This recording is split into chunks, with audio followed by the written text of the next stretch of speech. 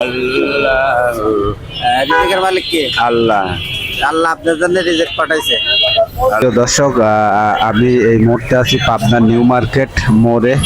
আপনারা দেখতেই পাচ্ছেন রাস্তার পাশে একজন অচল মানুষ, দুই পাও নেই।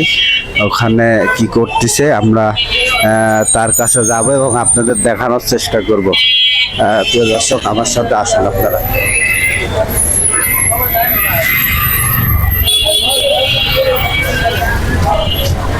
এই জন্য